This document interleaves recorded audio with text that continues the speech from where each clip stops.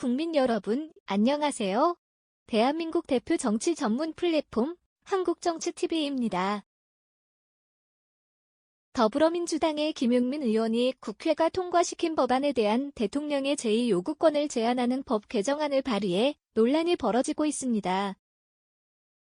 이 법의 핵심 내용은 국회법을 개정해서 대통령의 거부권을 제한하겠다는 것입니다. 그러나 대통령의 법률안 거부권은 헌법에서 대통령에게 부여한 권한입니다. 이런 대통령의 거부권을 하위법인 국회법으로 제한하겠다는 것은 반헌법적인 발상입니다. 그러다 보니 같은 당인 민주당 안에서도 위헌이라는 지적이 나오고 있습니다. 이처럼 법률 체계를 생각해보지도 않고 노골적으로 윤석열 대통령의 권한을 박탈하거나 줄이려는 법안들을 잇따라 발의하는 일부 민주당 의원에 대해 국회 안팎에서 비판이 쏟아지고 있습니다. 국민이 헌법에 따라 부여한 입법권을 즉흥적으로, 정략적으로 남용한다는 것입니다. 이 법률안을 발의한 김용민 민주당 의원은 변호사 출신입니다.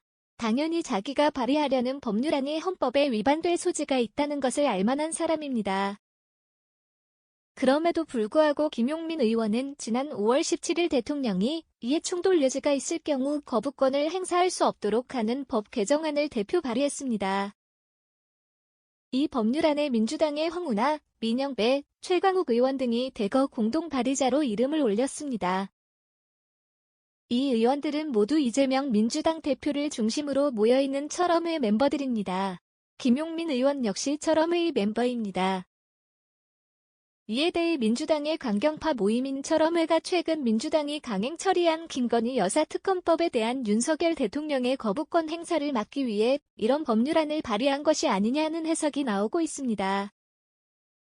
민주당의 핵심 관계자도 하위법인 국회법으로 상위법인 헌법을 제한하겠다는 것이어서 보고 따질 것도 없이 위헌이라고 말했습니다.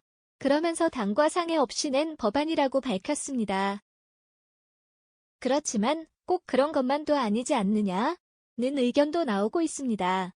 이 법률안의 공동 발의자 명단에는 당 지도부인 김민석 정책위 의장의 이름도 올라와 있기 때문입니다. 이에 대해 김민석 정책위 의장은 지도부와 논의를 거친 것은 아니고 필요하다고 봤다고 말했습니다. 그러자 다른 당 관계자는 위헌으로 보이는 법안도 철험회가 밀어붙이면 당 지도부 인사까지 끌려가는 민주당의 현실을 단적으로 보여준 것이 아니냐라고 지적했습니다. 한편 김용민 의원은 윤석열 대통령이 양국관리법과 간호법 등 민주당이 단독으로 강행 처리한 법안에 대해 거부권을 행사한 직후 이번 법 개정안을 내놓았습니다. 이에 대해 법으로 윤석열 대통령의 손발을 묶겠다는 의도가 엿보인다는 지적이 나오고 있습니다.